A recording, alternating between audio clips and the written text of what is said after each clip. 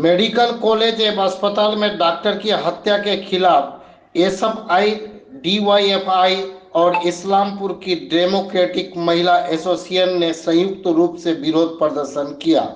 वह शनिवार शाम इस्लामपुर चौरंगी मोड़ इलाके में विरोध प्रदर्शन में शामिल हुए।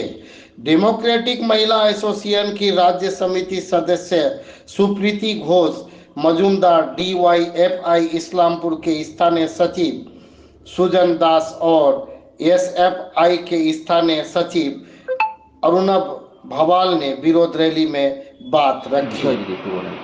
বিষয়টা হচ্ছে যে আমাদের রাজ্যে যে আরজিকর মেডিকেল কলেজ, যেখান থেকে আমাদের ভবিষ্যৎ প্রজন্ম এবং ডাক্তার তৈরি হয়, যারা মানুষের পরিষেবা দেয়, সমাজের পরিষেবা দেয়, সেখানে একজন পাঠরত মেয়ে, সেখানে গতকাল রাতে তার ডিউটি ছিল। সেই ডিউটি অবস্থায় পরবর্তীকালে তাকে একটা সেমিনার রুমে পাওয়া যায় এবং বলা হচ্ছে আত্মহত্যা, কিন্তু আমরা তার যা শারীরিক কন্ডিশন দেখে বোঝা যাচ্ছে এর মধ্যে কিছু একটা ব্যাপার আছে। ফলে আমরা খুব সুনির্দিষ্টভাবে বলতে চাইছি যে এর বিচার বিভাগীয় তদন্ত করতে হবে এবং দোষীদের উপযুক্ত শাস্তি দিতে হবে।